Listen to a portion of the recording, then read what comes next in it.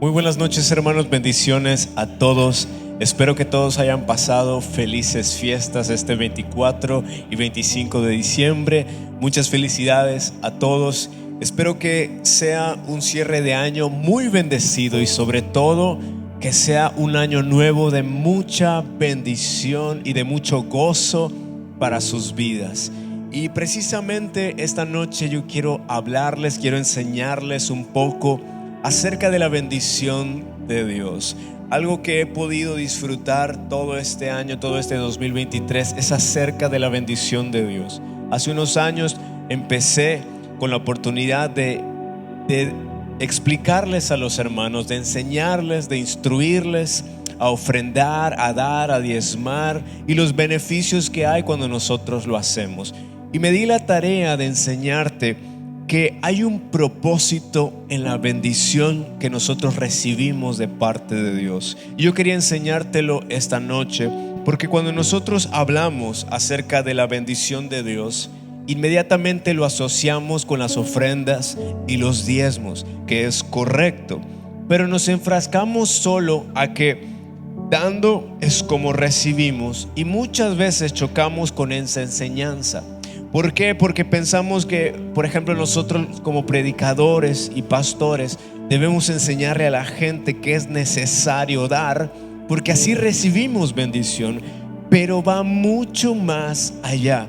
Y quiero que esta noche podamos descubrir cuál es ese propósito. No solamente es dar por dar, yo tengo que saber por qué voy a dar. Tengo que saber qué es lo que voy a darle a Dios y tengo que saber qué es lo que voy a recibir de parte de Dios y cuál es el propósito de lo que Dios me está dando. Cuál es el propósito de la bendición que yo estoy recibiendo. Y primero que nada, lo que quiero que entendamos esta noche es que nada de lo que viene de Dios, de parte de Él, es una casualidad. Todo está perfectamente pensado y alineado a un propósito, porque las bendiciones de Dios que vienen de arriba y su palabra tienen un poder. Y esto lo vemos en el libro de Isaías capítulo 55 versos 10 y 11, que dice: porque como desciende de los cielos la lluvia y la nieve y no vuelve allá, sino que riega la tierra y la hace germinar y producir y da semilla al que siembra y pan al que come, así será mi palabra que sale de mi boca. No volverá a mí vacía, sino que hará lo que yo quiero y será prosperada en aquello para que la envíe. Y aquí tú puedes ver cómo la lluvia y la nieve no bajan por casualidad, no bajan y regresan en forma de vapor al cielo, sino que cuando caen desde los cielos cumplen una función que es regar la semilla, que es regar todo el campo y de esta manera darle al sembrador una nueva semilla para que él pueda seguir sembrando y pueda seguir esparciendo esas semillas por todo su campo, de tal manera que en su debido tiempo este hombre pueda cosechar frutos y muchos frutos multiplicados para poder comer de ello, para disfrutarlo. Pero no solo eso, sino para que se cumpla el propósito de que este hombre sea una bendición para su familia, para sus hijos, para sus empleados, para los que están a su alrededor. Y así como la lluvia viene del cielo, la bendición de Dios también viene del cielo. Y cuando cae no regresa vacía en forma de una ofrenda o un diezmo vacío o un diezmo y una ofrenda rutinaria cada domingo. No regresa vacía, sino que cuando cae cumple su función, riega nuestras vidas y hace que germine y nos dé una cosecha tan hermosa con el propósito de que nosotros seamos bendición. Y el propósito de la bendición de Dios primero es que tu vida sea transformada y que de esa bendición tú puedas transformar el corazón de otros. Y todo comienza con algo pequeño. Cuando la bendición de Dios cae a nuestras vidas, cumple su función. Y créeme, todo es afectado en nuestras vidas. Todo es transformado. Y una vez que es transformado, todo el que llega a nosotros, todo el que nosotros amamos, incluso el que no conocemos, puede ser impactado por esa bendición. Pero para poder llegar a ese propósito, nosotros debemos ser transformados y estar dispuestos a dar, y todo comienza con algo pequeño. Mira, Jesús confirmó el acto de ofrendar y el poder de la bendición cuando nosotros damos. Porque incluso en estos tiempos todavía hay gente que sigue peleando con esto, de que Jesús vino y canceló por completo el hecho de tener que ofrendar, de diezmar, porque ya es cosa del pasado. Pero Jesús, cuando estuvo aquí en su tiempo, Él confirmó y habló y recordó a sus discípulos acerca del poder de la bendición cuando nosotros damos. Mira sus palabras en el Evangelio de Lucas capítulo 4 versículo 25 al 26. Dice: y en verdad os digo que muchas viudas había en Israel en los días de Elías, cuando el cielo fue cerrado por 3 años y 6 meses, y hubo una gran hambre en toda la tierra. Pero a ninguna de ellas fue enviado Elías, sino a una mujer viuda en Sarepta de Sidón. Y quiero que vayamos a ver la historia de esta viuda rápidamente. Está en el libro de Reyes, Primera de Reyes capítulo 17 versículo 8 en adelante. Dice la palabra: vino luego a él palabra de Jehová diciendo: levántate, vete a Sarepta de Sidón y mora allí. He aquí yo he dado orden a una mujer viuda que te sustente. Ahora, esto lo hemos hablado muchas veces y lo hemos enseñado aquí en la casa de Dios, que las viudas no podían ser el sustento de alguien, porque las viudas en esos tiempos llevaban una vida muy, pero muy difícil, porque una viuda no tenía absolutamente a nadie. Una vez que su esposo moría, si este esposo tenía hermanos, ellos tenían la obligación de casarse con esta mujer, para que de esa manera la mujer no tuviera que denigrarse y salir a buscar comida y tener que vivir esta vida difícil. Había una honra muy hermosa para las mujeres. Pero entonces, cuando ya no quedaba ningún hombre de la familia de su esposo, entonces ahí sí se le consideraba a una mujer viuda por completo. Esta mujer no solo perdió a su esposo y no tenía nadie que pudiera hacerse cargo de ella, sino que tenía un hijo y vivían una vida terrible. Ahora imagínate, lo que Dios está diciendo para nosotros podría ser una locura, porque le está diciendo al profeta: yo he dado orden a una mujer viuda en el tiempo de mayor crisis en la tierra, que ella sea tu sustento.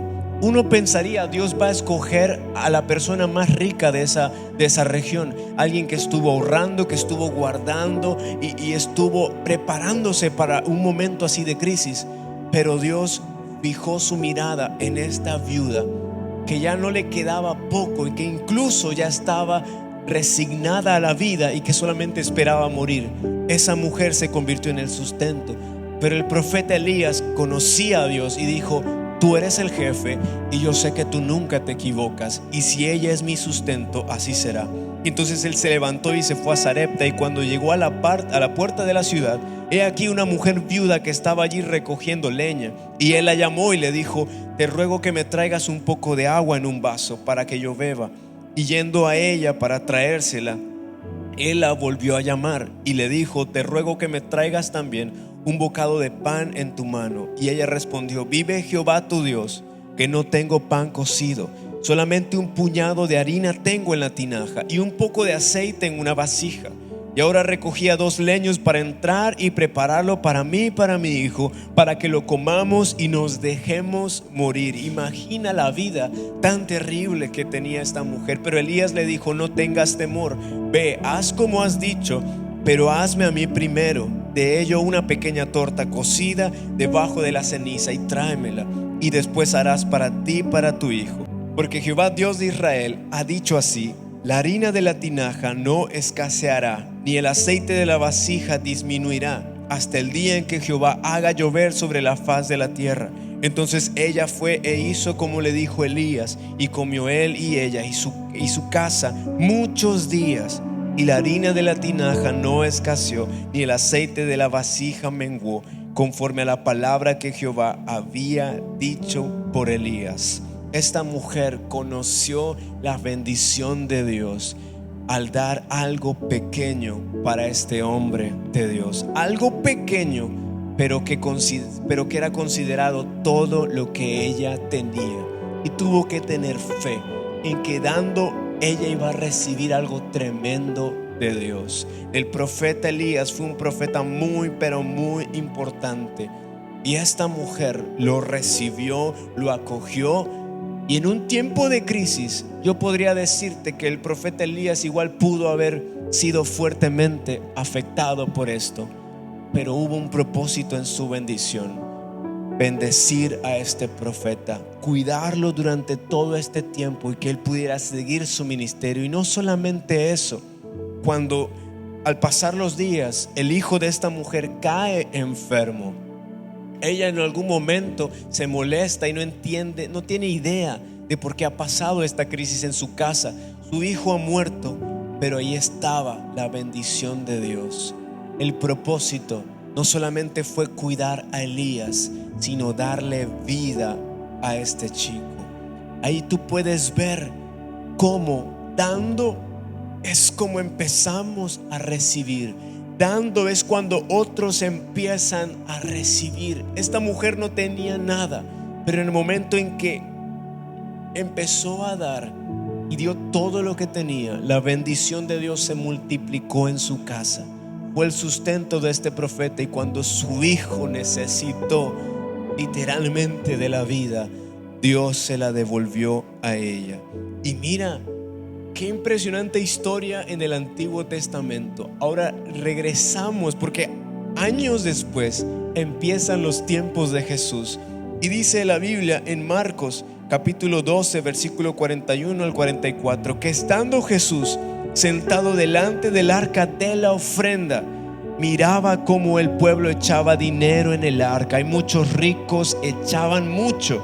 Y vino una viuda pobre, una viuda en crisis, pobre, y echó 2 blancas, o sea, un cuadrante. Y entonces, llamando a sus discípulos, les dijo: de cierto os digo que esta viuda pobre echó más que todos los que han echado en el arca, porque todos han echado de lo que les sobra, pero esta de su pobreza echó todo lo que tenía, todo su sustento.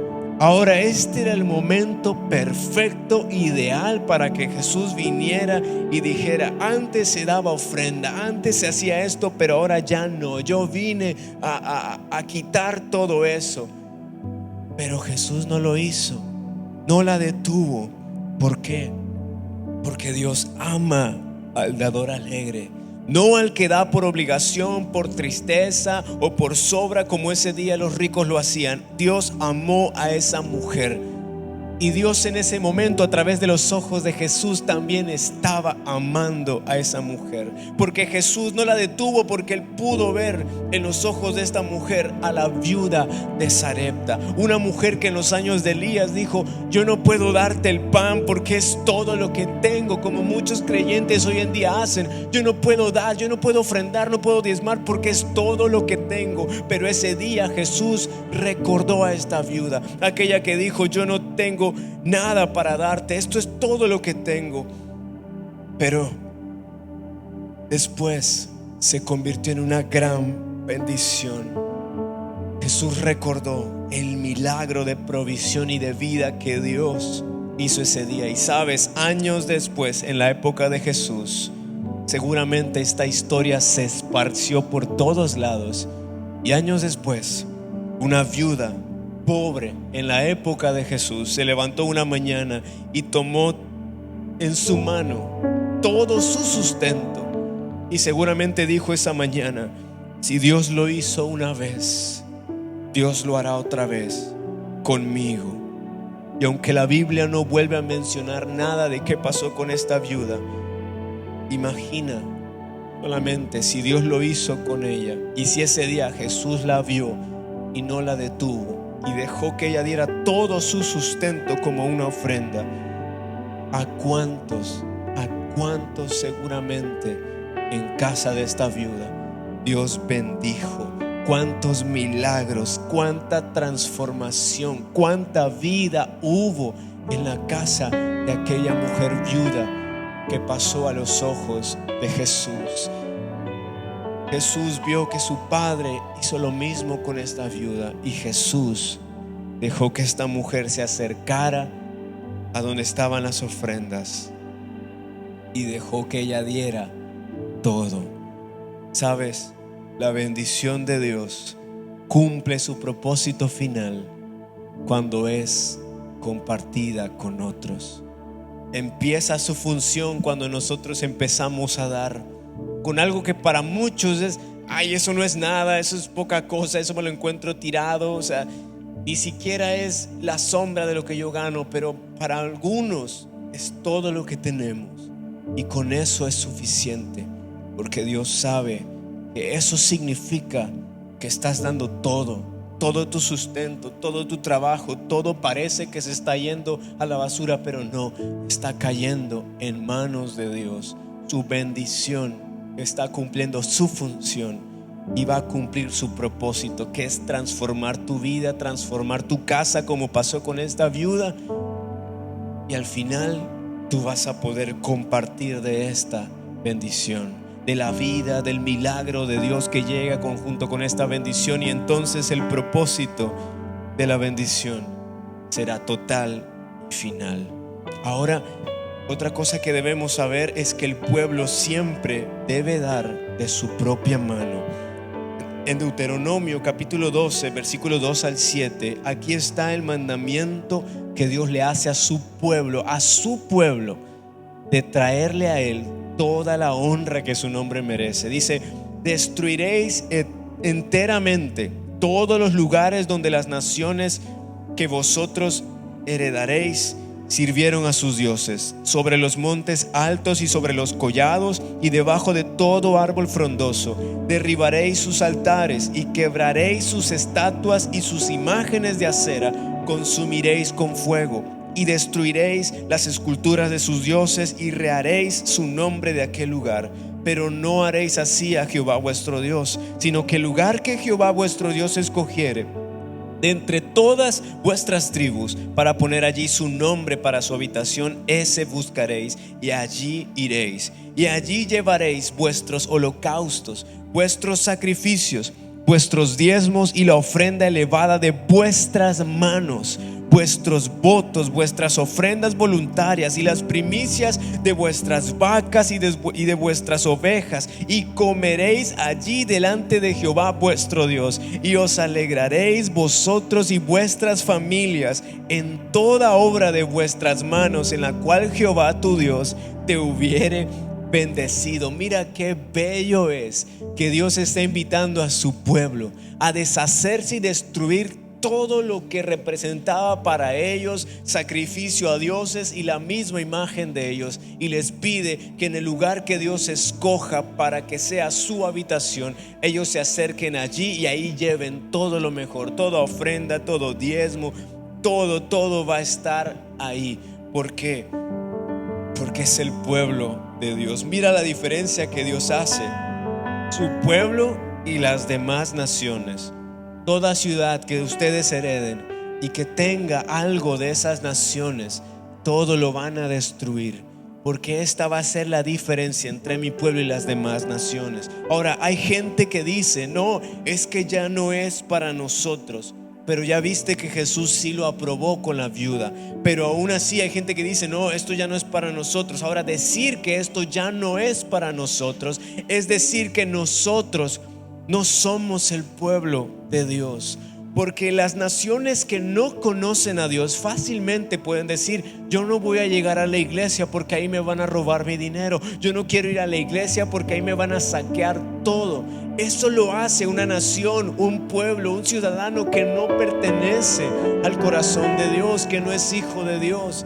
Pero nosotros, que somos su pueblo, tenemos esa distinción, que tenemos a un Dios que merece toda gloria y toda honra. Y eso es lo que nos diferencia de los demás, el tener un Dios que merece ser honrado. Por eso Él le pide a su pueblo que no sean como los demás, sino que destruyan todo eso, y les da un lugar para que ahí ellos puedan traer sus diezmos, sus ofrendas, sus primicias. Pero Dios no los deja con manos vacías. Les dice que ahí mismo ellos van a comer, van a disfrutar junto con sus familias y se van a alegrar y se van a gozar de todo lo que Dios va a hacer con ellos. Es increíble lo que Dios hace en la vida de su pueblo. Pero ahora, ¿qué pasa cuando nosotros desobedecemos esto? Pasa que nosotros entramos a un estado de maldición. Y déjame decirte que hay crisis que no son pruebas. Hay momentos donde las cosas se pierden que no son pruebas, sino que claramente son maldición, porque todo está perdiéndose, todo está yendo a saco roto, como Dios le decía a su pueblo. Porque hay cosas que no son crisis, sino que son maldiciones. Y dice Malaquías capítulo 3 versículos 7 al 12: desde los días de vuestros padres os habéis apartado de mis leyes y no las guardasteis. Volveos a mí y yo me volveré a vosotros, ha dicho Jehová de los ejércitos. Mas ustedes dijeron: ¿en qué hemos de volvernos? ¿Robará el hombre a Dios? Pues vosotros me habéis robado. Y dijisteis: ¿en qué te hemos robado? En vuestros diezmos y ofrendas. Malditos sois con maldición, porque vosotros, la nación toda, me habéis robado. Pero traed todos los diezmos al alfolí, y hay alimento en mi casa. Y probadme ahora en esto, dice Jehová de los ejércitos, si no os abriré las ventanas de los cielos y derramaré sobre vosotros bendición hasta que sobreabunde. Y reprenderé también por vosotros al devorador, y no os destruirá el fruto de la tierra, ni vuestra vida en el campo será estéril, dice Jehová de los ejércitos. Y todas las naciones, y esto es importante, os dirán: bienaventurados, porque seréis una tierra deseable, dice Jehová de los ejércitos. ¿Viste lo que hace la bendición de Dios? Hace que todas las naciones digan: bienaventurados son ellos, porque son una tierra deseable. Pero hoy en día es al revés. Los cristianos vivimos en una tierra indeseable, una tierra llena de escasez, llena de crisis. Ahora nosotros los cristianos vemos famosos, vemos artistas y nos admiramos de ellos. Nos gusta estar en sus canales, en televisión, en series de Netflix, documentales, ver cómo disfrutan la vida, y pensamos: nos gustaría tener eso. Pero cuando un creyente empieza a vivir esto y lo empieza a publicar en redes sociales, ¿qué dicen los cristianos? No, ese ya perdió el rumbo, este ya está desviado, porque vive como un famoso, porque vive como con grandes lujos. Dios no nos llamó a eso, ya perdió el rumbo. No, esto es perder el rumbo, vivir bajo maldición. El propósito de la bendición en nuestras vidas es que el mundo nos voltee a ver a nosotros y que ellos puedan decir: bienaventurados son el pueblo de Dios, porque no solamente tenemos una tierra deseable, sino que ellos pueden descubrir que tenemos una salvación deseable, porque por medio de Jesús tuvimos no solamente acceso a la salvación, sino que también acceso a la bendición de Dios. Ese es el propósito de su bendición, que cuando nosotros nos enriquecemos, la gente nos voltea a ver y dicen: bienaventurados son, ojalá tuviéramos lo que ellos tienen. Y cuando nosotros volteamos a ver sus vidas, podemos ser de bendición y compartirles el evangelio y decirles: todo lo que hoy somos y lo que tenemos y esta tierra deseable es solamente gracias a Dios. Y tú tienes que conocerlo, tú tienes que unirte a su pueblo para que tú puedas también ser parte de esto. El propósito no es vivir en una tierra indeseable, sino que la gente nos vea y digan: Dios verdaderamente ha cambiado y transformado todo. Y es que la bendición de Dios nos transforma. Y con esto quiero ir cerrando ya el tema de hoy. Mira qué tan grandioso es el Señor, porque a través de Cristo nosotros tuvimos acceso a la salvación y a estas bendiciones y a la bondad de Dios. Pero es que Él mismo, Jesús, es una gran bendición para nosotros. Hebreos capítulo 9 versículo 11 al 14. Entonces Cristo ahora ha llegado a ser el sumo sacerdote, por sobre todas las cosas buenas que han venido. Él entró en ese tabernáculo superior y más perfecto que está en el cielo, el cual no fue hecho por manos humanas ni forma parte de un mundo creado. Con su propia sangre, no con sangre de cabras ni de becerros, entró en el lugar santísimo una sola vez y para siempre, y aseguró nuestra redención eterna. Bajo el sistema antiguo, la sangre de cabras, toros y las cenizas de una novilla podían limpiar el cuerpo de las personas que estaban ceremonialmente impuras. Imagínense cuánto más la sangre de Cristo nos purificará la conciencia de acciones pecaminosas para que adoremos al Dios viviente. Pues por el poder del Espíritu eterno, Cristo se ofreció a sí mismo a Dios como un sacrificio perfecto por nuestros pecados. Y Romanos 8:32 dice acerca de Dios: el que no escatimó a su propio Hijo, sino que lo entregó por todos nosotros, ¿cómo no nos dará también con Él todas las cosas?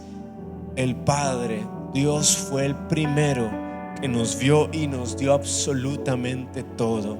Por eso la Biblia dice que nosotros le amamos, por esto le amamos, porque Él nos amó primero. Y podríamos decir que por eso nosotros le damos, porque Él nos dio primeramente y nos dio todo, nos dio más de lo que merecíamos con Jesús, y juntamente con Él todas las cosas. Y por eso, ¿qué habrías tú de negarle a Dios? ¿Qué habría yo de negarle a Dios? No hay nada que le puedas negar, no hay nada, ni siquiera todo tu sustento se compara a lo que Él entregó, ese sacrificio perfecto que nos bendijo a todos. La bendición de Dios transformó el mundo entero junto con Jesús, porque cuando Jesús llega a nuestras vidas somos transformados y se produce algo en nosotros: el querer darle a Dios, tratar de darle, tan siquiera acercarnos a lo que Él nos ha dado. Él nos mueve a una generosidad tan hermosa. Y ahora sí, con esto termino. Segunda de Corintios capítulo 8, versículos 6 al 11. Quiero empezar con el capítulo 8 y después regresar al primero, porque sucede algo. Una vez que Jesús ya cumplió toda su obra, su misión, se va y las iglesias son formadas. Esta iglesia de los Corintios a la que Pablo se refiere era una iglesia muy bendecida, una iglesia pero tan privilegiada. Y estas son las palabras de Pablo a ellos, y les dice: yo le he pedido a Tito, quien los alentó a que comenzaran a dar, que regrese a ustedes y los anime a completar este ministerio de ofrendar, dado que ustedes sobresalen en tantas maneras, en su fe, en sus oradores talentosos, en su conocimiento, su entusiasmo y el amor que reciben de nosotros. Quiero que también sobresalgan en este acto bondadoso de ofrendar. No estoy ordenándoles que lo hagan, pero pongo a prueba qué tan genuino es su amor al compararlo con el anhelo de las otras iglesias. Ustedes conocen la gracia generosa de nuestro Señor Jesucristo. Aunque era rico, por amor a ustedes se hizo pobre para que mediante su pobreza pudiera hacerlos ricos. Y este es mi consejo: sería bueno que completaran lo que comenzaron hace un año. El año pasado ustedes fueron los primeros en querer dar y fueron los primeros en comenzar a hacerlo. Ahora deberían terminar lo que comenzaron. Que el anhelo que mostraron al principio corresponda ahora con lo que den. Den en proporción a lo que tienen. Había una ofrenda que estaba destinada a los hermanos de Jerusalén, y esta iglesia, que fue tan enriquecida en todo sentido, fueron los primeros en querer dar, fueron los primeros en querer ofrendar. Pero Pablo dice: algo les pasó, que ya pasó un año y ustedes no cumplieron su promesa, ustedes no continuaron ese hermoso ministerio que es el dar y ofrendar, y les animo a que lo hagan. Ahora, ¿por qué lo dije en este orden? Quiero volver ahora al versículo 1, porque me encanta cómo podría sorprender Pablo a esta iglesia. Porque una vez que uno escucha esto, Imagínate la iglesia de Corintios recibiendo este mensaje y dirán: híjoles, la iglesia de Jerusalén está tan necesitada y nosotros ya nos tardamos un año. ¿Qué habrá pasado? ¿Qué es lo que vamos a hacer ahora? Pudimos haber dado más. Ellos pudieron haber recibido más. Quién sabe cuántas cosas ellos no pudieron hacer o cuántas cosas se perdieron. Y en el versículo 1 Pablo les dice: no se preocupen. Ahora quiero que ustedes sepan, amados hermanos, lo que Dios en su bondad ha hecho por medio de las iglesias de Macedonia. Estas iglesias están siendo probadas con muchas aflicciones y además son muy pobres, pero a la vez rebosan de abundante alegría, la cual se desbordó en gran generosidad.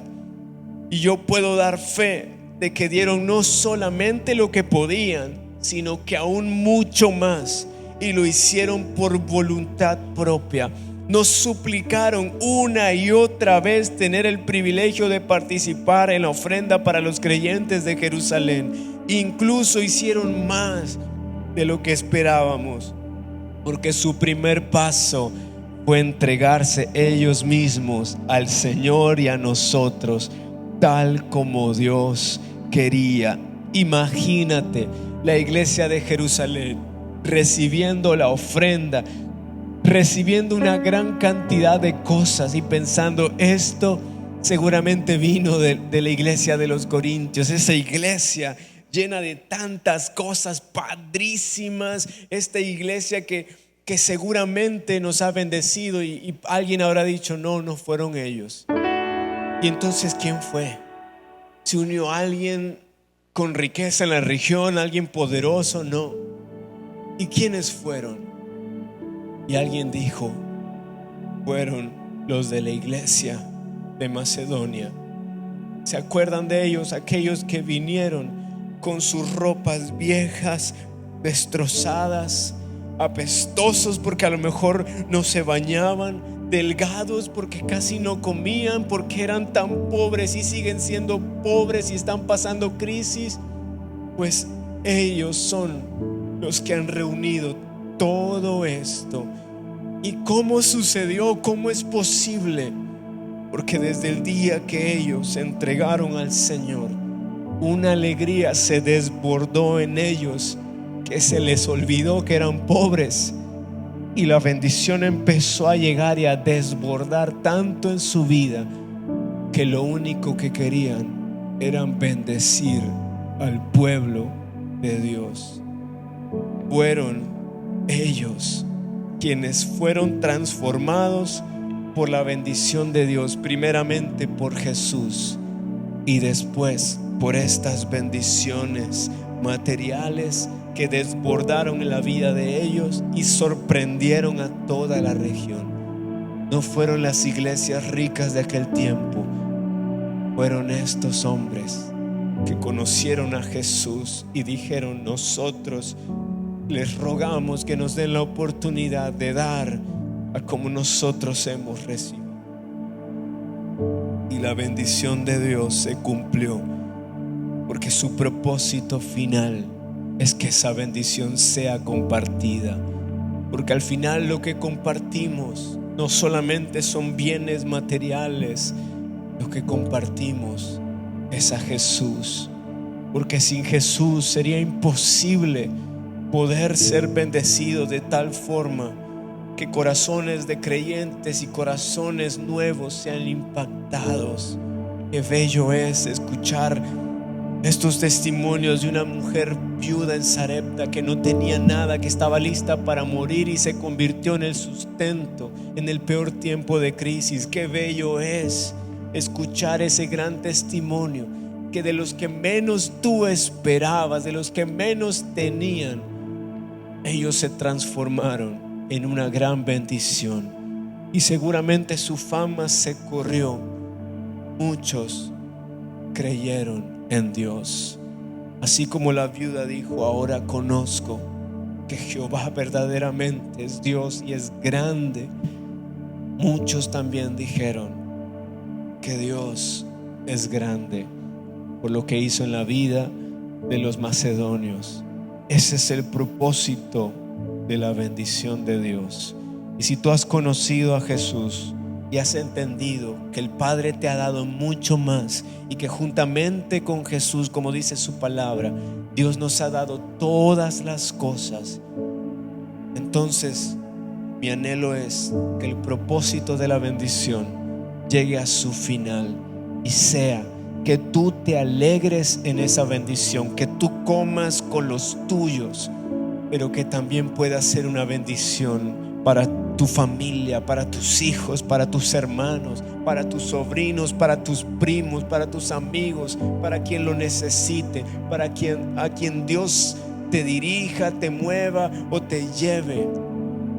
Que Él te dé lo suficiente para que tú puedas ver que con la bendición de Dios no solamente vivimos para tener una vida de privilegios, sino que aún la bendición de Dios habla y predica el evangelio de Jesús, porque con su llegada Dios nos dio todas las cosas. A partir de hoy yo quiero que encuentres la razón para dar, que tú digas: yo de ahora en adelante yo te voy a dar porque tú me has dado todo, me has dado la salvación, así como me encontraste con mi casa hecha pedazos, con mi alma rota, tú me devolviste la alegría y quiero ahora en adelante recibir tu bendición. Y esa bendición va a llegar no por casualidad. Dios sabe qué es lo que quiere darte. Dios sabe para qué te lo va a dar. Dios sabe dónde te va a colocar, cuándo lo va a hacer. Y estando allí, tú sabrás cuál es el propósito del que tú estés ahí. Sabrás que la bendición de Dios tiene un gran propósito. No solo dar por dar, no solo recibir por recibir, sino que el mundo conozca que Dios es grande. Te digan, te vean y te digan: bienaventurado es Él, porque tiene una familia y una tierra deseable. Y tú dirás: nada lo he conseguido yo. Si por mí fuera, yo ya lo hubiera perdido. Y por mí fuera, yo no hubiera salido de ese hoyo. Pero es gracias a Dios que lo hizo posible. Ahí donde estás, yo quiero que cierres tus ojos, que dobles tus rodillas. Tú le digas al Señor: yo quiero darte todo de mí. Quiero honrarte con todos mis bienes de ahora en adelante. Yo quiero que con lo poco que tengo, pero aquello que representa aún así, aunque es poco, representa mucho para mi vida. Yo quiero que con esto tú lo tomes y pueda regresar a mí en forma de una semilla, y que yo pueda sembrarla en mi tierra, en mi vida, en la vida de mis hijos, en la vida de mi esposa, en la vida de todos mis empleados, de todos los que comparten algo conmigo, y que de esa semilla pueda producir muchos frutos, y que yo pueda ver que hay un propósito en esos frutos, que yo pueda ver un propósito en el lugar donde tú me pones, que yo no diga como otros dicen: no, yo donde estoy tengo mucho dinero y es demasiado para que yo se lo dé a la iglesia, es demasiado para que yo se lo entregue a Dios. No, sino que tú puedas mostrarme a mí, Señor, que estoy en un lugar de bendición, en un lugar alto, con el propósito de darte a ti todavía mucho más, pero de hacer grandes cosas para que el mundo conozca tu nombre. Tú puedes bendecir mi vida, ya lo has hecho, pero quiero que tú la bendigas. Dame las semillas que necesito, y a su tiempo yo te traeré toda primicia, todo diezmo, toda ofrenda, toda siembra, todo voto que yo hago contigo será para ti. Lo traeré a tu casa, en el lugar que tú has establecido. Ahí recibiré mi bendición, y yo te daré porque te amo, te daré porque tú eres grande. Y al transformarme, yo sé que tú me darás para transformar la vida de los que están a mi alrededor. Gracias por tu Hijo amado. Gracias porque no escatimaste su vida, sino que tú lo entregaste todo, y te daré también todo de mí. En el nombre de Jesús, amén y amén. Gracias por sintonizarnos esta noche. Si te ha gustado este mensaje, dale like. Te invitamos a suscribirte y activar la campanita para recibir las notificaciones a tiempo. También te invitamos a nuestros servicios online los domingos a las 10 de la mañana y los miércoles a las 7:30. Nuestra iglesia en servicios presenciales funciona los domingos. También tenemos actividad de lunes a las 5 de la tarde y terminamos a las 7 de la noche. Hasta la vista.